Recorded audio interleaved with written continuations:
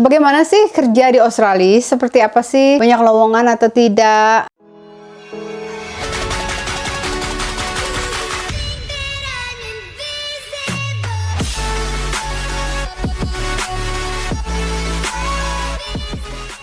Halo, apa kabar? Kembali lagi di channel Tita V. Untuk yang baru mampir, selamat datang. And jangan lupa subscribe dan ikut terus aksi-aksi gue di Australia. Dan untuk yang baru pertama kali nongol di channel ini, gue sudah tinggal di Australia sejak tahun 2006. Dan gue akan berbagi cerita tentang bagaimana sih kerja di Australia. Untuk episode kali ini, gue pengen bagi cerita. Karena kemarin-kemarin itu banyak teman-teman yang tanya, teman dan keluarga yang tanya, bagaimana sih kerja di Australia? Seperti apa sih? Banyak lowongan atau tidak? Bagaimana caranya datang ke Australia? Nah, untuk bagaimana dapat visa ke Australia dan visa apa aja, ikutin di video ini. Kali ini gue cuma mau bagi pengalaman ke kalian. Gue selama 16 tahun tinggal di Australia, pengalaman kerja gue seperti apa. Terakhir kerja di Indonesia itu sebagai sekretaris CEO perusahaan minyak. Dan memang selama 7 tahun di Indonesia dulu, karir gue bekerja di bidang admin dan sekretaris. Begitu. Tapi lulusan kuliah gue, public relation, gak nyambung, Bo. Tapi ya namanya harus menghidupi diri dulu. Jadi ya kerja apa aja didapat. Jadinya dari admin sampai ke sekretaris. Tapi memang gak pernah sekolah di admin atau di sekretaris. Nah, sampai ke Australia, gue bingung mau lamar kerja apa nih. Dan yang gue tahu dulu itu kalau kita mau ngelamar kerja di sini, at least kita sudah ada sertifikat atau pengalaman bekerja di bidang itu. Jadi akhir 2006 gue sampai, terus awal 2007 gue dipanggil kerja. Gue waktu itu ngelamar di salah satu supermarket yang besar di Australia. Ini namanya Woolworths. Kalau panggilan singkatnya Woolies. Gue ngelamarnya online. Jadi gue masukin fee-nya online. Lucunya karena itu gue baru pertama kali terima panggilan. Sebenarnya sih gue tahu kalau misalnya kita dipanggil untuk interview, itu biasanya kita harus langsung pakai baju yang bagus, pakai seragam lah, yang formal gitu loh untuk interview.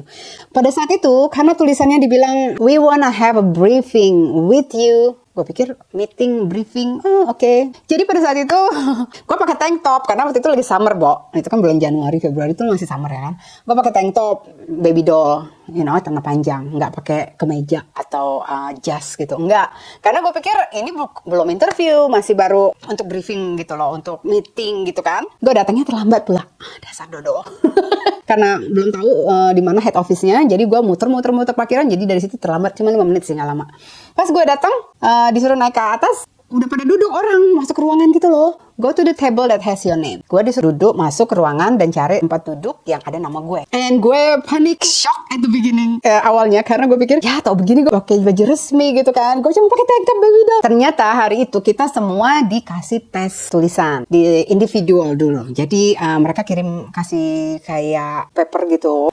Dan kita harus tulis essay. Tesnya ada 3. Individual, group test, dan interview. Prosesnya itu 3. Nah, pada hari itu gue harus menjalani individu test tuh. 5 essay, terus ada multiple choice. Yang gue ingat itu essay. Pertanyaan-pertanyaannya itu bukan yang salah atau benar. Yang jawabannya itu artinya sih mereka melihat pribadi kita dari jawaban kita. Psychological test gitu deh, essay. Misalnya, seandainya customer datang ke kamu lagi sibuk, tanya di mana sih bisa dapat cari sabun ini. What will you do? Apa yang akan kamu lakukan? Jadi memang mereka itu melihat bagaimana pribadi kita untuk melayani customer kalau ada kasus seperti itu. Jadi pertanyaannya seperti itu. Jadi itu yang tes yang pertama. Dari situ lanjut ke tes yang kedua, yaitu group test. Group test itu maksudnya kita dikumpulin untuk satu grup isinya 5 orang misalnya. Gue gak ingat detailnya bagaimana, tapi seingat gue kita dikumpulin gitu, bikin grup, dan kita dikasih beberapa cases. Sepertinya kayak ini ibu ini belanja ini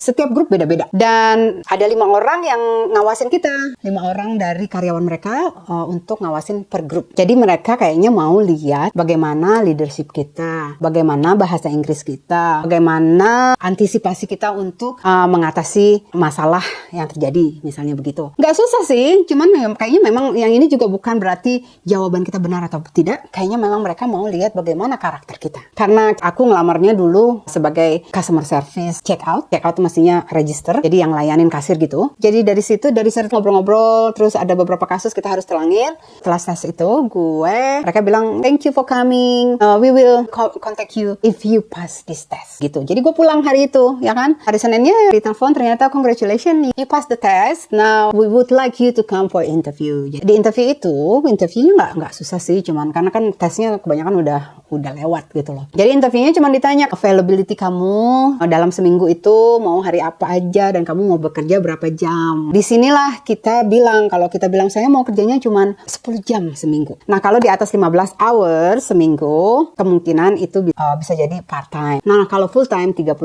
ke atas begitu. Jadi kita memang kerja di sini kebanyakan dilihat per hour gitu loh. Nah itu untuk posisi yang masih standar ya. Kalau untuk yang udah bos-bos gitu udah lain lagi hitungannya. Jadi waktu itu gue tuh nggak niat dapat. Memang sih ngelamar kerja, maksudnya pengen tahu, tapi nggak tahu kalau ternyata langsung dapat kerja. Gue happy banget gitu loh. Cuman memang pada saat interview itu dikasih tahu, abis interview proses selanjutnya itu adalah training 1 hari. Dan sebelumnya itu kita dikasih induction online. Jadi kita harus mempelajari perusahaan Woolies itu online. Pokoknya tentang perusahaan itu. Udah itu kita dikasih pack tuh formulir untuk isi.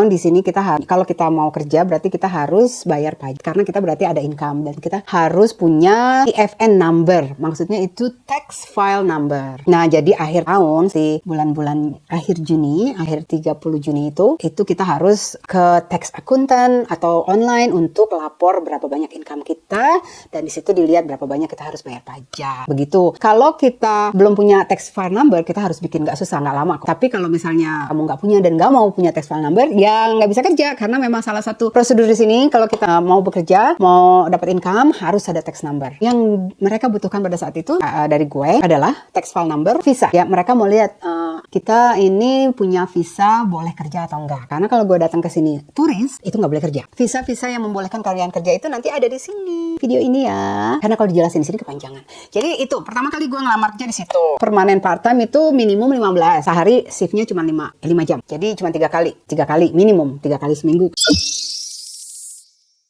Nah teman-teman, untuk yang mau coba lihat ada pekerjaan nggak? Banyakkah pekerjaan di Australia? Silakan buka website ini seek.com.au. Contohnya kita akan cari accounting misalnya ya. Dan ini daerah ini untuk lokasinya nih. Bisa Canberra atau Sydney atau Melbourne gitu loh. Ya kan? Kita coba cari di sini ya. Nah, accounting sih banyak lowongannya. Memang kalau ke sini itu harus ada visa yang membolehkan kalian bekerja dulu. Coba ini accounting untuk di hotel ya. Salah satunya adalah ini dia cari full time dan gajinya sekitar 60.000 sampai 69 1 tahun. Pekerjaannya ini dan persyaratannya adalah bla bla bla yang saya tandain ini, bisa dibaca sendiri. Dan biasanya akan ada pertanyaan-pertanyaan di saat kamu melamar pekerjaan ini. Nah, ini harus diisi semua.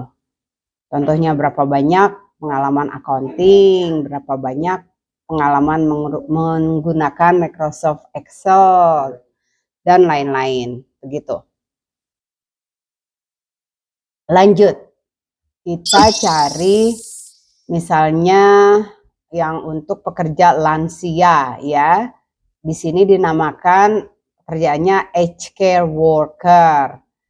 Nah, itu ada beberapa banyak pekerjaan sekitar Sydney, macam-macam support worker. Nah, salah satunya adalah gajinya antara 38 sampai 40 per hour. Ini untuk aged care atau disability care. Nah, ini persyaratannya, trainingnya di provide, terus kamu yang baba-baba, yang enggak salary-nya, pokoknya keterangan-keterangan tentang pekerjaan ini. Nah, untuk di website ini, kamu bisa melamar pekerjaan langsung di website ini, apply. Tapi saya bilang tadi, salah satu persyaratannya, kalian harus mempunyai visa yang membolehkan kalian bekerja. Jadi juga sampai udah segitu aja cerita pengalaman gue kerja di Australia. Oke, mau tanya silakan komen atau email di sini. Hey, by the way, kalau kalian suka video ini jangan lupa di like and comment. Silakan komen di bawah kalau mau tanya yang simple-simple aja sih mungkin bisa dijawab, tapi kalau mau yang pertanyaannya agak panjang kirim ke email sini. Dan begitu, lanjut ya. Bye bye.